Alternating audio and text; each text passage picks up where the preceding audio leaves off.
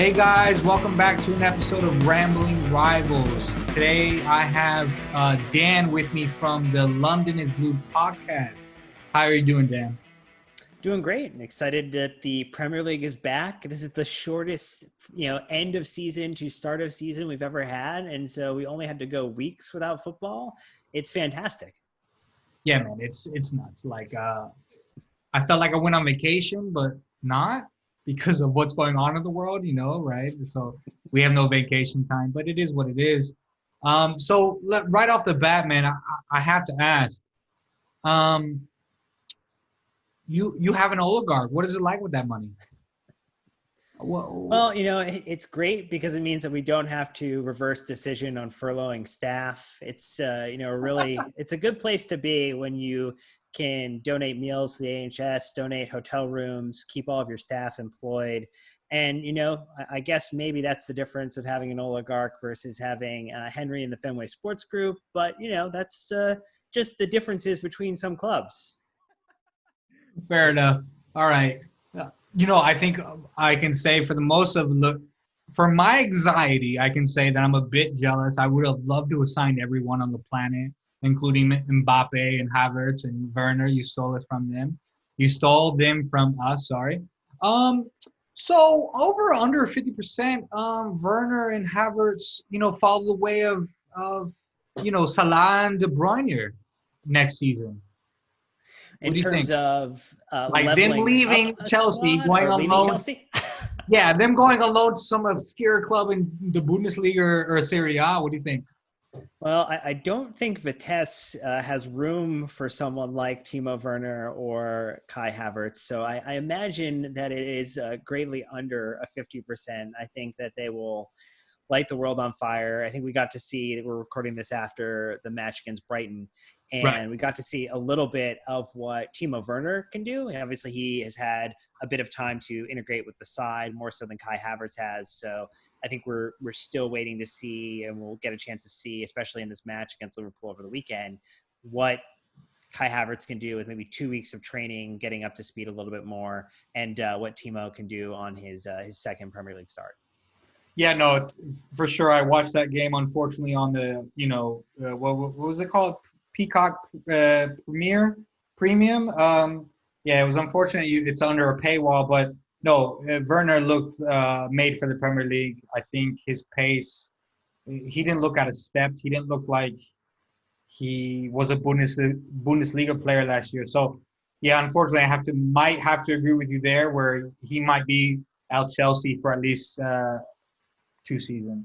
I'm hoping, not more. But just into that, I mean, after all these signings, can you explain, like, kind of, how's the excitement? What's going on? Is there excitement? Is there dread? Is there like absurdity within the fan base? What's going on? The excitement is off the charts. I think the thing to keep in mind is that, it's history now, but we go from winning Europa League to Mauricio Sarri leaving to Frank Lampard coming in to undergoing a transfer ban to losing Eden Hazard or selling him for an incredible profit with 1 year left on his contract. Marina just is a master at what she does. And we find some initial success, but we really have kind of what essentially is a rocky season. And through the pandemic and the restart, we lock in our top four spot, which is really more of an Arsenal mentality to get that top four, right? Chelsea's really Sure. about winning and silverware and getting either a title or a trophy. Those are the two things we really care about as a club. So not get that in Frank's first year is understandable given all the limitations. I think now the expectation is continuing to push for, really, with all these signings, a higher league finish and then getting a trophy out of one of the competitions in we're this year to really set us up for, league domination another year out for every year to come after that. Because at that League, point, we will have taken too many steps ahead. league dominations, he says. Wow. Okay. So why don't we go from there? Before I want to stop there because part of me wants to, like, spoiler alert ahead kind of thing. But before we get into that, I must say, out of all the signings, maybe who's the most exciting signing for you? But then juxtapose that to probably the most likely to make the biggest impact Yeah. on particularly the season, and then maybe this match up on the weekend. So I have really enjoyed watching Timo Werner over the years, and I never in my wildest dreams thought that he was going to be a Chelsea player just because of the natural progression and almost the added benefit of having Jurgen Klopp as a manager and German talent just as like a match made in heaven, right? Like every young German player either wants to go play for Bayern Munich, or with what Liverpool have done and the success they found under Klopp, you would just assume that they would want to go play for Liverpool, want to go play for Klopp if they're going to play anywhere in the Premier League. So the fact that we signed him for the amount that we did, his release clause was super undervalued for the type of finisher and the type of scorer he is. Amazing. But if I look at what's going to be the most impactful as a signing, if we are very close to signing a new goalkeeper who is going to be better than Kepa just at an average level. Wait, If you better think than about Kepa? Wait, what? Who? What? The most expensive? well, What? Say again? Who? What? the most expensive keeper in the world. Yeah, it's a really It's unfortunate absurd. albatross of a contract we have. Kepa was, around under 9 goals shipped in the league versus the average goalkeeper. So if we think about removing 9 of the 54 goals that Chelsea conceded last season, how many of those draws become a win? How many of those very tight losses become a draw or potentially a win? Like that right there. Off the top of my head, I say at least 6 points, right? So Yeah. And at that point, then you were closer to City than you were on level points with United. And so that right there is going to be the biggest impact signing because it fixes an immediate issue of me, the one but I'm it's most not a excited for. signing yet, though. It's not. Well, Uh, hold the horses. I feel good. I'm sure you know people. You have exclusive, but let's just talk about goalkeepers are boring. I played goalkeeper in college. We're not exciting. So let's talk about the people that Chelsea has now, maybe. Okay, so I will say that the other one, which is actually pretty exciting, is Thiago Silva coming in on a free transfer. Just coming. Obviously there's a little bit of a difference in the type of game that is played in France versus what is played in England. So there's an adaptation that it's there. But he's actually really good aerially, which is something that we've struggled with from a set piece perspective. The leadership in our back line has been obviously very challenged in the post-Terry era. And as much as I love Azpilicueta, like he is not the same type of leader that John Terry was. So I really want us to see him and see him flourish in that back line as the center back one, bridging us to potentially a summer from now or 2 summers from now where we really upgraded that position fully. Awesome, man. So yeah, I mean, I hope that Thiago gets injured and he can't obviously play, and he's too old and he maybe wants to take a cigar break, but because as a fan of Latin American football, and I know he's Brazilian and all that, but I just think that he might surprise people. I mean, I've heard pundits say that he was nothing without Marquinhos, but I don't think that that's fair to say. I think you're right. He might bring that stability. But speaking of stability, I mean, for me, let's get into season prediction real quick. So I think that one of the crew of Tampa Bay Kop Talk said like Chelsea is going to score 150 goals, but they're going to concede 106. So do you think that Silva is going to make that a little less? Like that's the question. I don't know, because I don't know if he can adapt because of his age and fitness. Well, I think we also forget that if he is healthy for the entirety of the season, that Silva gets to play with N'Golo Kante in front of him, who makes every center back pairing a little bit better. We didn't have N'Golo Kante for half of the season last year. So if you think about the amount of matches where we walked in with Jorginho and Kovacic's pivot, which is not the way that they should be ever played together ever, but had to happen due to a necessity situation, that is going to help a lot. You're going to have Ben Chilwell coming in. You have Reece James, who looked phenomenal in the Brighton game. You're adding all of the pace on the wings that you would be concerned about with Silva. You Yes, got Zuma as well. So like right, what you're really relying upon him is structure. So can he give the kind of defensive structure, keep that in line? Can he, continue to read the game well? Because he's all about reading the game intelligently, and he'll be buffered by players who can insulate. Maybe if he's not, if he's a step slower, I'm not as concerned about that with the infrastructure we have around him. right. I see that defense as more of like 17, 18 Liverpool's defense, where we had a competent defense enough to go to the Champions League final in Kiev, but ultimately that's what done us in. Yeah, so I think that obviously we got top four that season, but we won games, we lost games, and it was more of like we're the Wild Wild West. We had no defense, and then Van Dijk came in, and the rest is history. So Yep. I'm assuming that you think that Thiago Silva can be a poor man's Van Dijk, is what I imagine. I don't Is that what think you're hoping he's. for? Is that kind of? I don't think he's not gonna score as much as Van Dijk. I think Oh, that's sure, another sure. thing. Just Yeah, from I the mean defensive Van aspect. Dijk offers a complete package, right? Like there's very few center backs that you point to as being world class, and obviously Van Dijk is one of those. And one of the players you look at and you're like, man, why didn't Chelsea continue to push harder and try to convince him, try to come up with a more lucrative package? It doesn't help when you have so many managers get cycled through that it's hard for a player to maybe see the connection to what's going on. And that's a little different now with Frank being here and with Petter being here. There's an ability to sell a message, which is why you saw Kai come, which is why you saw Werner come. Like Right. they wanted to play in the Premier League. Yes, Chelsea had the money and the available cash to do so, but the player also has to want to come too. Like it is a partnership. So part of it is the finances, but every team that they would come to in the Premier League would pay them more than what they were making in the Bundesliga.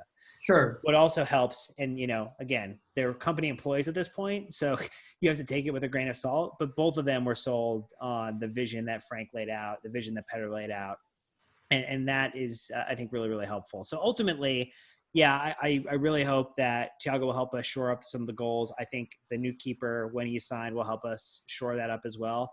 I don't think we'll score 150 goals. I think if we score 85 to 90, which would be over 20 plus goals more than we scored last season at a minimum, that would be a big step forward, because what we did struggle with last season is we actually put ourselves in a great shot generating positions. We just had poor conversion.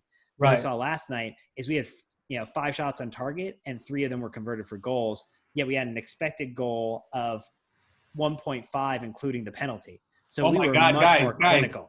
mathematician over here, statistics, guys, statistic lessons over here. I love it. Fantastic.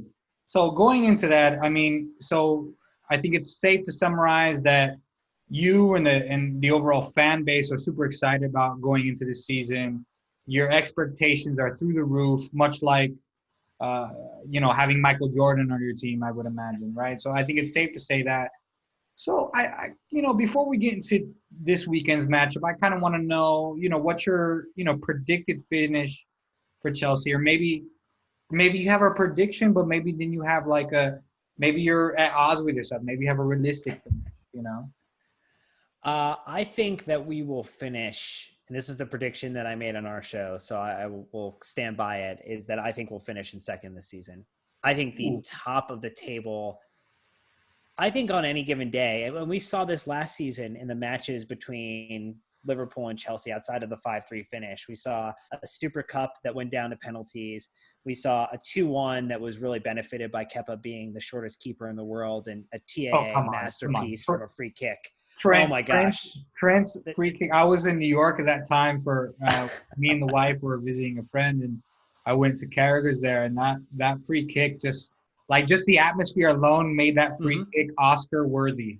You know what I mean? Well, it was great, but I think the thing is, I didn't walk away from those matches. I didn't walk away from the City matches, which we were actually able to beat them last season. Like the 2 matches we beat over Tottenham. Obviously, we really struggled with United. I think that's going to be one that we've got to get the bogey off a little bit. Losing to Arsenal in the FA Cup final sucks, but we were able to beat them during the season.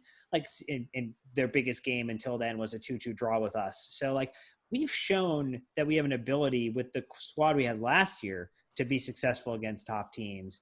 We've experienced the rise of Christian Pulisic post restart. Let's which pause on is that. No, exciting. we'll get there to Pulisic because we are Americans after all. But But yeah, then continue, please. the other piece is that like we now have added, goal contributors in the 20 plus range for total goal contribution actions in Havertz and in Werner. And then you add in Ziyech, you add in, two defensive upgrades, you add in a new goalkeeper. Like it is, I think the challenging thing is going to be is can we gel quick enough to stabilize the results so that we can then carry on an impressive run. I Right. think I'm most concerned if we don't do well these first 5 to 10 matches, that could knock us out of where I think we should finish, which is in second place. So yeah, that I think I understand what you're saying because it's almost like with Liverpool, when we sold Suarez all those years ago. No, don't get me wrong, we didn't buy nearly the capability in players afterwards,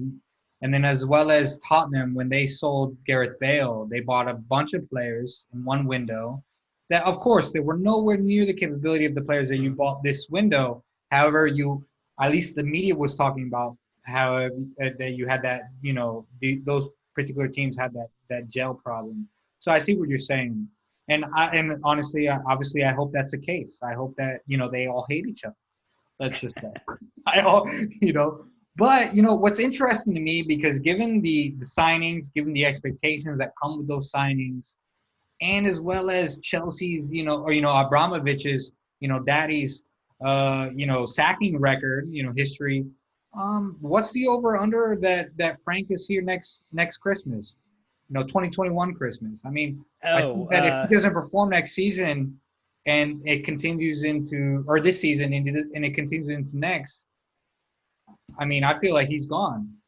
What do you think? I don't think it happens until we would have to be scrapping in relegation, which I just don't think is going to happen. Not even 10th. You don't even think if Frank is in 10th place come I don't know March. Not that that's going to happen, but like some nonsense like that. You think it'd have to it would go all the way down to relegation? That's a hard one. Yeah, I don't think that's going to happen because I just don't think that it's the mentality of like too big to fail. Like we're right. Liverpool's like this, Chelsea's like this. You're too big. The talent is there that it would have to go pretty wrong to you to be as bad as what Fulham is going to be this season, or sure. Even now that they bring in Ivanovic, like as bad as West Brom is going to be this season. Like they are. If they do not go down, I will be shocked. And so, sure. The nature of the league. Now, I think the more challenging thing is that there's enough pressure from the bottom half, like that bottom half of the top 10, where you see Wolves finding a way to be successful. Everton looks sharp against Tottenham. Tottenham responding by going to get Bale on loan and get Reguilon as a left back potentially. United struggling to sign the players they want. Like so, this top 6, this top 8 is super flipping tight, man. Like so tight. I think that's where there will be some level of understanding. Is that like.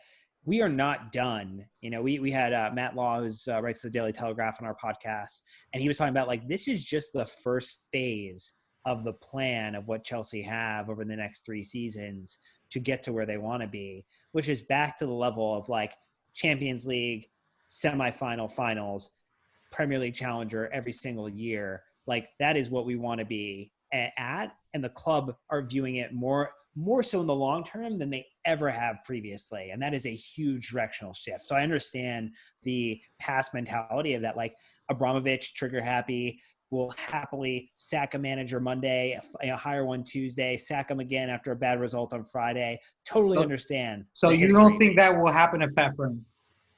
I do not, no. Okay. Well, then... I don't know if that's the answer you wanted or not. No. I don't see it. I think Abramovich is ruthless.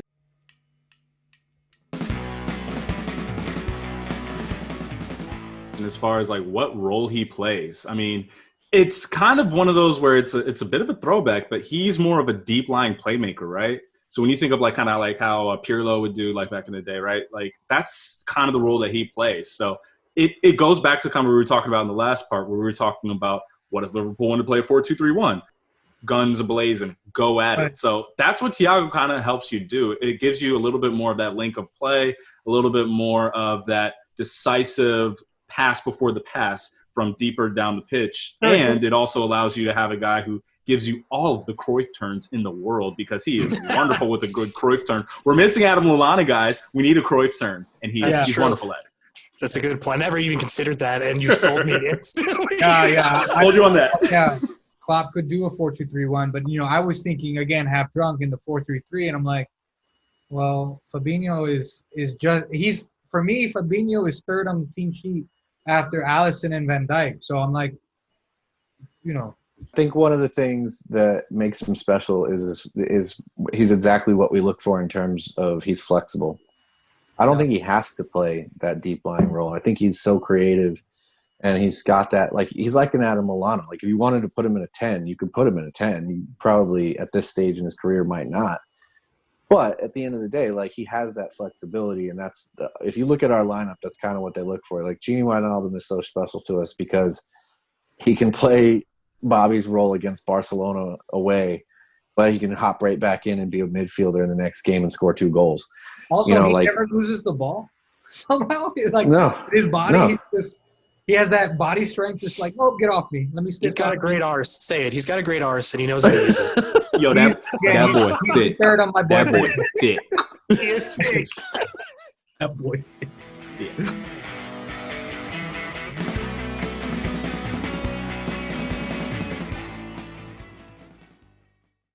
So how much is a player like Reece James on the open market today? How much does he cost? How much does a player like Mason Mount cost today? How much does a player like Tammy Abraham cost today? Like, Frank last season gave Chelsea the best financial cash infusion that they could ask for, which was to graduate multiple academy starters in the Premier League. Which they've never done in my... We have not never, done. Never. We have not built the road across, right? We have not been able never to take La Masia, Cobham to the first team building.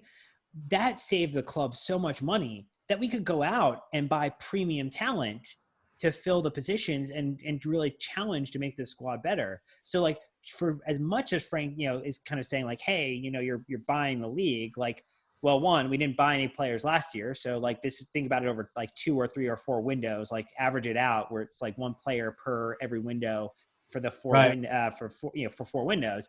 And the other piece is that, we saved so much money, not only on the transfer fee, but on the wages of these players. You could pay someone like Tammy Abraham £250,000 a week if you wanted to. And he actually is cheaper than going out to buy a striker, the Kai Havertz level, like someone of that tier. How much is Kai getting a week, do you know? No idea. No idea. But the math on it is, when the moment you take out an amortized transfer fee, sure. You have to put on top of wages, and the player now costs £17 million per annum on your budget, you're screwed. Frank completely helped us reset the books by promoting all these youngsters in, and which gave us the financial flexibility to bring these players in to absorb some of these kind of higher cost transfers and really be effective. And then you get smart with someone like Thiago Silva on a free, like, just, I don't know. The club has done super great business. I'm super excited. I don't think Frank will get fired. You're super excited no matter what I tell you. I get it, man. I get it. I just don't. Jesus. I hope they all break their legs on Sunday, or they have some like random like food virus. Now let's just pivot a little bit. Obviously, you think that Frank will be fine and he'll be given the time, either also by the fans and also by the board. I just don't believe by the board. I think he'll be given plenty of time by the fans. I think he'll be like Eddie Howe in that sense.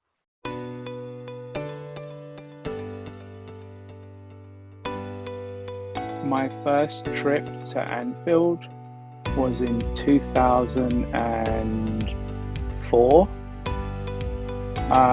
It was someone that I was in a relationship with had some very strong ties. Their family had some very strong ties to Liverpool. So I was invited to go to Anfield for the first time. It was actually a Liverpool Man U game. I sat at the Wow, I sat at the Anfield Road end, opposite the sign with the scores on it. So pretty close to the Kop. I still remember seeing Anfield for the first time, and I started shaking because I'm now in my late 20s, and this is the first time I'm actually seeing the ground live. Yeah, I mean, no more radio. It's no more radio. Real life 4K. Yeah, like 3D. Yeah. The first time I heard "You Never Walk Alone," I will never forget that moment. Like just walking like down the Anfield Road, seeing the club, seeing the Shankly statue, seeing the Hillsborough Memorial wasn't even really it's not the Hillsborough Memorial is today. Like it was a makeshift one. Right. So seeing, being at Anfield is a lot more special than our result. We lost 2-1 that day, which was disappointing. But I got to see Anfield for the first time.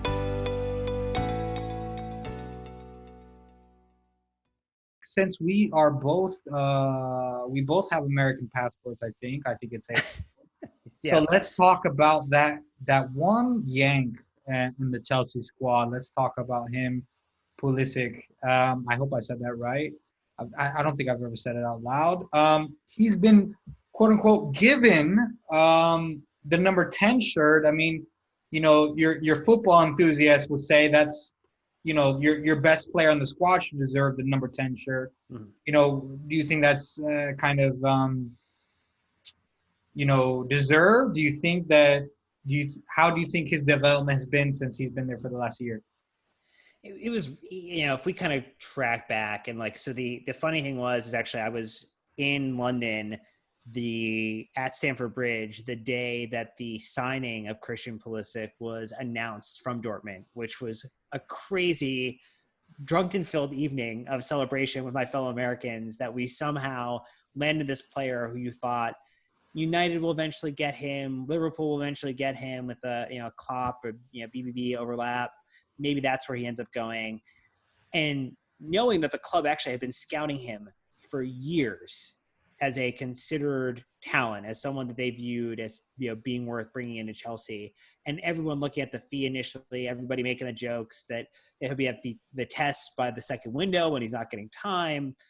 Every American pundit saying oh, he's not going to get time, he's never going to get the opportunity, to watch him find some initial success, fall out due to injury, struggle a little bit, work his way back into the side, and have just a tear of results in the restart, just absolutely lighting the world on fire. Definitely our player of the restart era.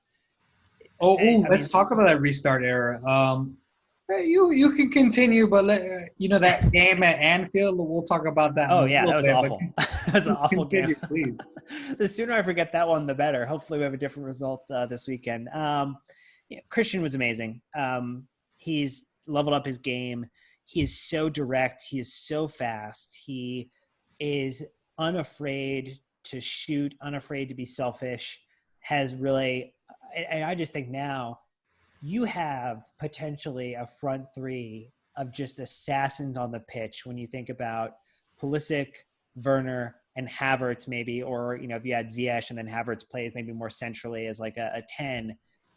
That is a fast and clinical group of attackers that, just like Liverpool have developed with, Firmino. We had our Fab Four. You could have Fab Four. Yeah, you need to have that type of infrastructure if you're going to go out and bully the league around. And just who do you choose to defend? If you're a center back there, I don't know. Are you wearing Depends for 90 minutes? Because I don't know. I think you're probably shitting yourself. Right. Okay, cool. Werner is running the other way, but I've got to go cover Christian Pulisic, and I'm going to have to do it 1-on-1 versus 2-on-1 or 3-on-1, which was sometimes the treatment he was receiving at the very end of the season. a little Eden Hazard-like in terms of the way clubs were going after him. Not the same type of player. Eden liked to hang wide and then cut in. Christian was very comfortable making a direct run right into your box and on the angle. So, like, they are very different styles of players, but they were being played the same way, which was very interesting. Right. All right. So, I mean, to be fair, I don't watch a lot of Chelsea games. And when I do, you know, obviously I look at the Pulisic. I tell the wife, hey, look, he's American. Look, we have an American player, you know. Yeah. And he obviously played well at Anfield when, you know, Liverpool, you know, we picked up that thing that's kind of heavy, you know, when you win the league, you know, that trophy or whatever, you know, we picked that thing up. That was kind of cute that day. But I just have to know, man. Let's revert back to last season for a second. You know, because at the end of the day, this is a Liverpool podcast. Could you tell me how was it seeing Liverpool run away with the league? How did that make you feel? I was unfortunate. I had hoped that City would save us the favor, but, you know, I mean. Wait, are you telling me you wanted City to win more than Liverpool? Is it that there's that much animosity? Oh, yeah. Absolutely. Really? Okay. Well, that's fair, I guess. But I mean, City are the nation state ownership, right? Like, there's tiers of ownership struggles, right? Like, you can call it an oligarch running Chelsea, but when you have a nation state that is being, you know, investigated for absolutely financial doping the club to allow them to do things, to actually even be in conversation to sign someone like Messi and have the financial infrastructure to actually do so, like, it's whatever. I kind of write it off as like they could buy whatever they want. And yeah, man, you know, they could, and they've done it before. Like you know, the nice thing they could buy the equivalent of Audrey Hepburn, basically. I mean, that's dead, but like they can bring her back to life. No, I completely understand what you're saying. And now, and obviously, we ran away with the league last season. We broke so many records. What do you think? Before we talk about the match this weekend, what do you think? Where do you think Liverpool ends up this season? So I think it's one of two things. I think either you win and it's the league okay. again. It's okay to tell us how awesome we are. We love that. It's okay for you to tell us. So the interesting thing is that City are the only team since the United team in the mid-2000s, the mid-aughts, who has been able to repeat a challenge for the title just because of how intensive it is. I guess my question back to you is, do you think the side has been reinforced enough to go at 4 competitions again and win what you're looking for? Because I think that's the issue I see for Chelsea too, is that like, I don't like, even with all these signings, I don't know if our squad is deep enough to go as deep as I want into the Champions League or deep as I want into the League Cup or into the FA Cup. Like, just the how compact these schedules are going to be. One injury to our side, one injury to your side turns the season on its head. let me unpack that. So we're on video right now, and for those listening on audio, I was touching my face and my hair, and you know me to be a little bit more anxious than the rest of the crew on the podcast. I'm a bit more pessimistic. So I will say we have not strengthened. That's a fact. We bought a left back for bus fare, essentially, or subway fare, whatever you want to call it. And we bought some kids. We bought a 17-year-old goalkeeper. Cool. Okay. We might go for Thiago, the Champions League winner, you know, and from Bayern Munich. But until that happens, that's not real, right? It's a fugazi, as Matthew McConaughey said in that one movie. It's a fugazi, whatever. So until that happens, you know, for me, but I understand what you're saying, but the argument applies that over the last 2 seasons, we haven't had injuries. You know, every time I watch like Sky Sports or whatever bullshit Michael Owen is saying or whoever is saying, you know, an injury to the front three would cause Liverpool to like crap. But that's never happened. We never had one of the front three out for extended period of time. Kudos to, you know, the medical people. Number one. Number two, I honestly think Klopp does not give a shit about the League Cup or the FA Cup. Do I give a shit about it? Not really. Consider if I had to pick one, I'm practical. If I had to pick one, you like, let's be honest, you choose the league and the Champions League over the other domestic cup. Oh, absolutely, yeah. Don't get me wrong. Like, we lost to Arsenal on the charity community, whatever it's called, Shield. I wanted to win that game. I was yelling and cursing just like every other game. I wanted to win that too, but we didn't win it. It's not a big deal, right? So for me, that's the point, and I think that our players can cope with that. It's my issue. I've said this on the podcast is like, I just hope the players have watched The Last Dance, the Chicago Bulls documentary. I hope that they know that they have the Michael Jordan motivation, because as long as they have that, they'll be golden. If they don't have, I think it's a mental game now. I think we saw it in the first game against Leeds where, we gave up 3 goals, and it's all mental. Virgil van Dijk was, going to win the Ballon d'Or if it wasn't for politics, right? He doesn't all of a sudden become a shitty player. You know what I mean? So it's more of, does he have it mentally? And when I say does he, I mean also the entire squad. If they have it mentally going forward throughout the season, I think they'll be fine. I say that, but I'm scared shitless. I'm scared for Sunday. We're obviously we're going to London. Every game gives me anxiety. That's why I have a therapist on speed dial. You know what I'm saying? That's why you enjoy football, because it's pageantry, it's drama, it's exciting, it's absolutely soul crushing when you lose, it's euphoric when you win, and it fills and provides a level of just enjoyment and socialization that you really can't get in any other way. Yo, I tell other Americans, I tell some of the family members who are only American football fans, like, bro, dude, it's like the best drug. Like when a goal goes in, you've seen it. A goal goes in the 93rd minute. There's nothing like it. You can't tell me that a touchdown in the fourth quarter is better than a 93rd minute winner. Anyway, let's wash that aside for a second. All right, so let's get down to the game. Tell me, and tell the audience how are Chelsea going to play tactically?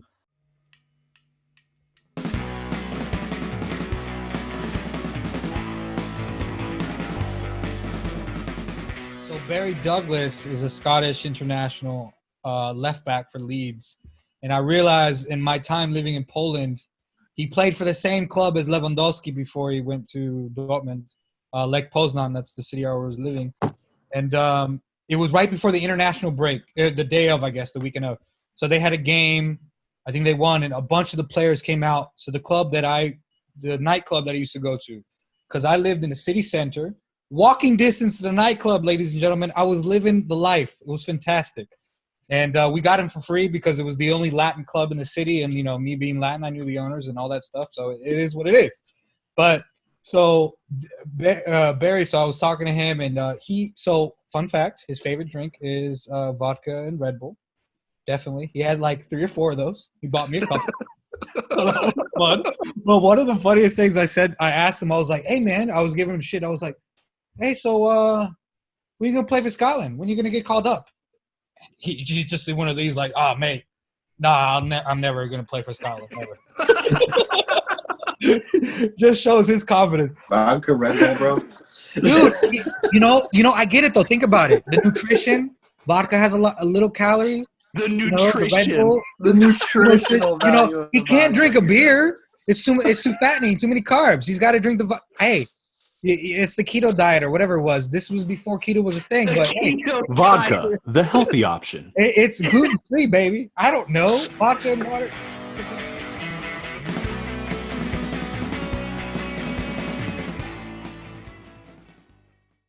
Well, how do you think Chelsea's playing tactically this game? Yeah, it's really interesting because I don't think we know how Chelsea want to play yet. Chelsea played a really different game versus Brighton than they did. It was almost let's play safe enough to win a game. We were playing on a counter. We were playing without as much possession as you guys were like shit, to be honest. 65, 70% possession in a game, but we also didn't score 3 goals, right? Like we would score 1 goal and we would have a draw. So it worked for us because Timo's incredibly fast. We have Kai able to kind of break some lines with his passing. You have N'Golo Kante back and healthy. I think my thought is that you look at someone like If Ziyech can play, that changes it. If Christian is healthy, that changes it. And so if both of them are available, then I think you're going to see the 4-3-3, more fluid attack. You're going to see Timo go centrally. You're going to see Christian on one wing. You're going to see Ziyech on the other wing. You're going to see Kai drop back into like a central midfield, like an 8 position or maybe a 10. Then you probably have Conte and Kovacic behind him. So Right.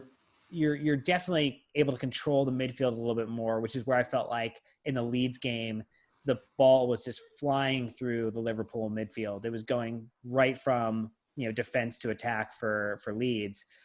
I think that actually could play really well in our favor. But again, Kepa is short and you guys are great on set pieces. We gave away some set pieces yesterday versus Brighton. It's the 2 most terrible words to tweet, like Brighton set piece. It was awful. I had chills each time I typed it because I thought we conceded. Here's the thing, though. For me, I pray. I just effing pray that Chelsea does not line up defensive in a Mourinho-esque and playing behind the ball. I want you to attack. Please attack, because good luck. Good luck with that shit. Yeah.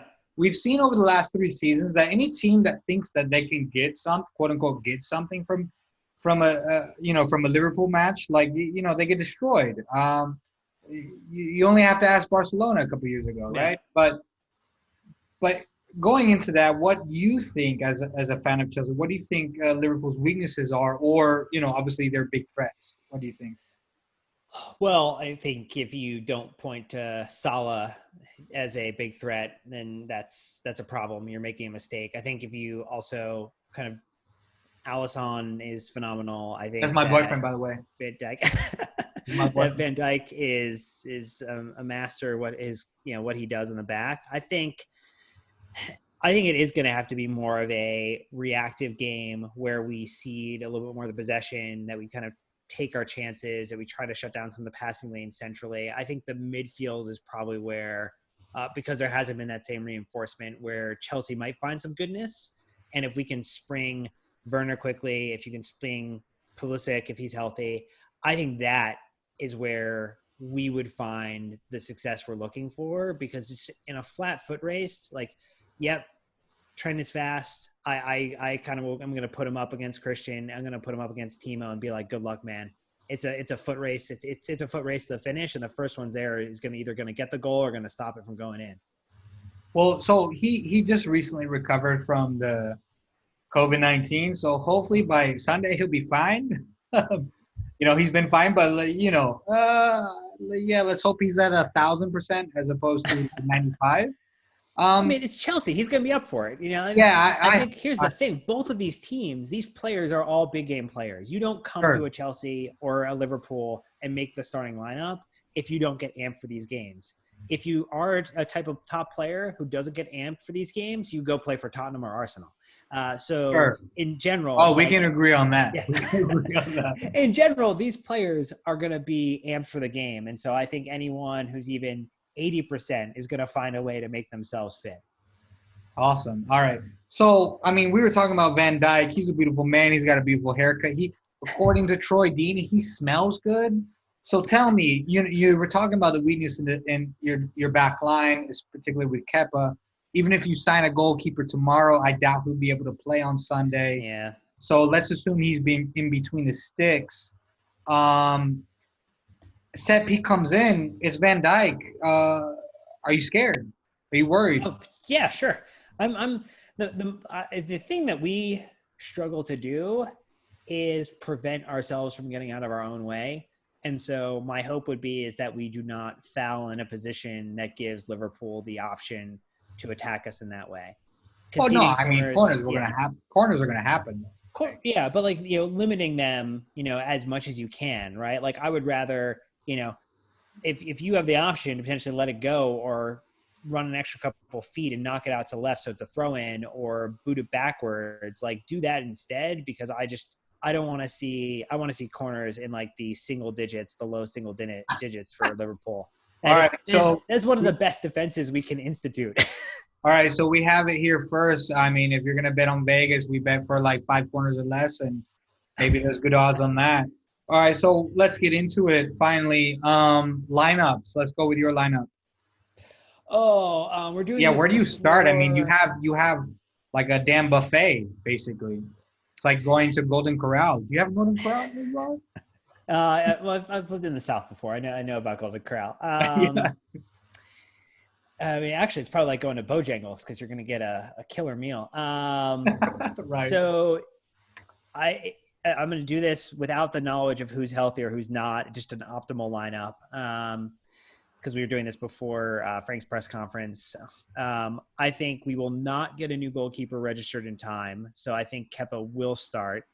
Right. I think you'll see Reece James. I think you'll see Thiago Silva was involved in a under 23 match. He didn't play, but he's definitely at the club kind of getting around. I think if there's any possibility he suits into the starting 11, they're going to make it happen. You think Fat Frank will put him against Liverpool his first game? Sure. He put Kai Havertz in with a week of training against Brighton. Yeah, but that's Brighton, man. It's a relegation. All right. Also, It's your 11. It's your 11. It's your 11. Then I think you pair him up with Zuma, so that gives you a much better aerial defense. Right. I think as much as I hate his one-on-one defending, it's actually not as bad as Lamptey made it look. I think Alonso, just from a height perspective and just how he links up play on the left, is a little bit better than Azpilicueta. So I think you go with that. I think the midfield is Kovacic, Conte, and Havertz. Question?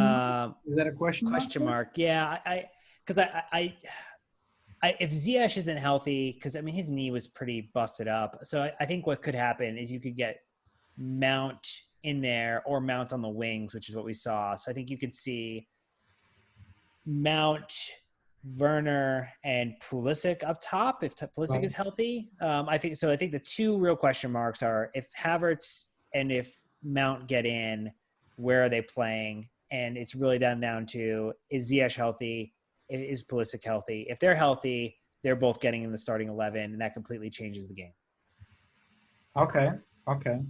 So, not that you care, but I'll go with my starting 11. For the Liverpool fans out there, I think obviously, it's my brother from another mother. It's Andy Robbo. Obviously we have the same name, so we're brothers. Andrew Robertson. We have, I think it's Van Dijk. I think it's my boyfriend Allison, and I think if he's fit, I think Matip goes in because I just think that if Gomez had a bit of a shambles at the weekend, so I think Matip should come in if he's fit. I think obviously Trent if he's back to normal. Hopefully it's Fabinho if Klopp is okay with him, because apparently there was some fallout between them or something. It's Fabinho. I want to see Keita because he brings something extra, man. Like, he has the ball. It's like playing a video game. You don't know what's gonna happen. Like, he's gonna do some shit that like is not physically possible. He's unpredictable, is what I mean to say. So I hope that Keita plays. And then as well as Gini Wijnaldum, because his ability on the ball, his ability to take players on, his ability to control the possession and recycle it as well.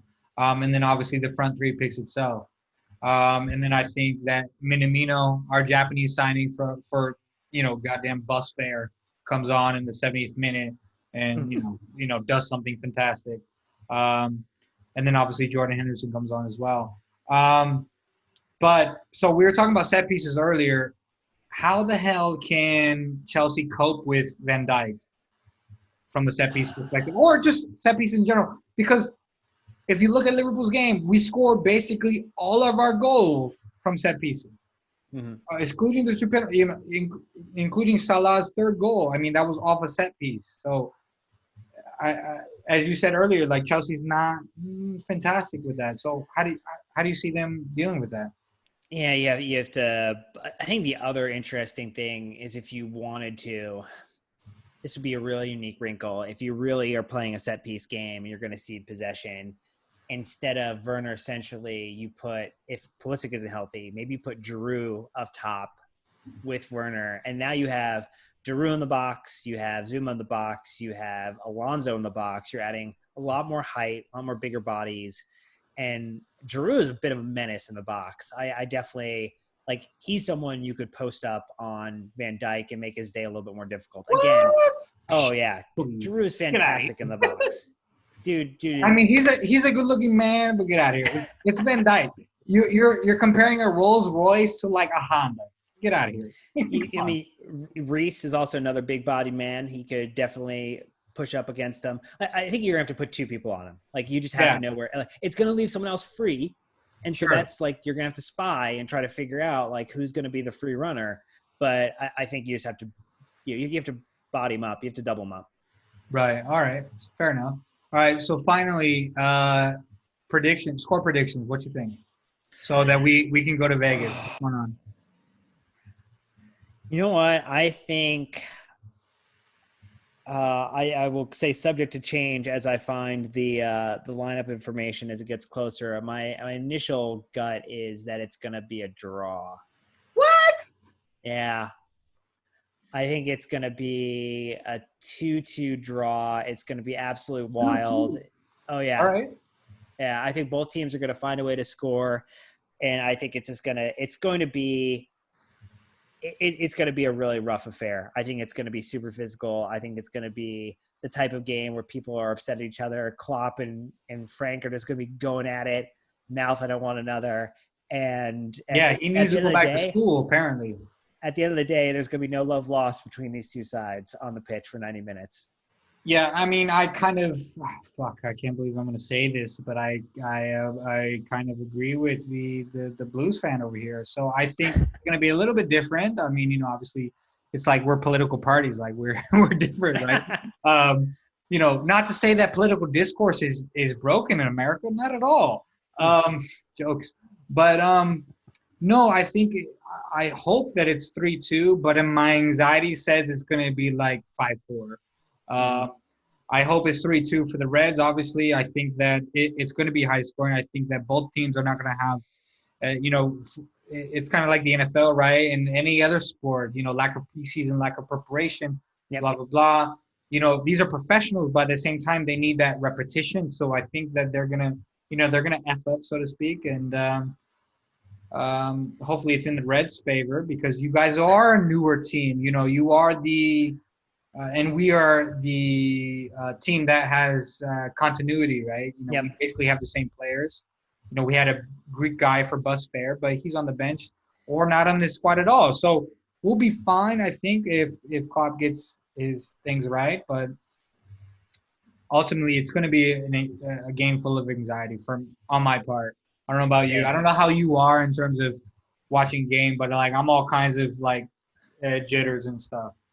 Oh no, it's absolutely the worst until the moments of elation, and then when you can see the goal and you go down, it's absolutely heartbreak. So I definitely am on a roller coaster of emotions from kickoff to the end of the match. So yeah, but when the goal goes in, though. Yeah, but your point about continuity is the reason why I would potentially would shade Liverpool as being absolutely the favorites in this match. Even with the additions that Chelsea have made, there's not been time to gel yet. You guys aren't ready. You guys are like, if this was November, I don't know, 17th, then maybe we're singing a different tune. Yeah, you guys are like third in the table, or whatever it is. But until then, we have a free shot. We have a free shot to punch you in the face, give you a bloody nose, and move on. Liverpool took their free shot on you guys, right? Liverpool was like, Leeds was just like, screw it, we're going to go for it, and we're going to try to see what we can get out of this game, because they wanted to go. Bielsa has coached his team really well. They're super fit side, and was like, we're just going to go for it and see what happens, and definitely made it difficult. And so, yeah, I don't know if that changes how Frank. Please come after us, please, for the love of Jesus, please, let's go. I want the Liverpool of 17-18. I want the Liverpool of 17-18 where we just blitz teams and just like, okay, you lost the ball in the 50th, in the midfield. Okay, we're just gonna take it. We're gonna pass it. We're gonna be passing it in the front three, and then boom, Salah scores a winner. I'm cool with that too, man. I love that exciting shit. But I think Dan, it's gonna be a tough match. We'll have to talk after the fact, and we'll see if we're right. Score prediction though. 2-2. 2-2 draw. 2-2 draw. Okay. So I think. Oh damn. I think it's gonna be 3-2. I think I said that already. I don't know. Okay. I think it's 3-2. I think it's a Van Dijk set piece that wins it for us. But Dan, thank you so much for being on the podcast. Thank you so much for taking the time to speak with us today. Where can we find you online? Yeah, it's a London is Blue podcast. If you want to add us or complain about our optimism and actually, I think very general, rationally composed around Liverpool, which is quite difficult for us. At Dan Dormer on Twitter and at London Blue Pod on Twitter. But yeah, it's the London is Blue podcast, and no, it's a great time, man. We look forward to it, and I wish you the best of luck this season. Outside of 2 matches in particular, when we play each other. Oh man, you're so nice. Isn't it so nice to be nice in real life as opposed to that toxic age shit that's on Twitter and general fandom, right? Like people hate each other and think it's legit, serious, I hate your mother, therefore, Jesus. Anyway, we appreciate it. You taking the time as well. Everyone else listening to the podcast, up the Reds. Obviously, we're gonna smash these. These scum. We'll be fine. It'll be fine. Everything's fine. We haven't signed anybody. We'll be fine. I'm the one on the podcast that says we won't be fine, but we'll be fine. Everything will be fine.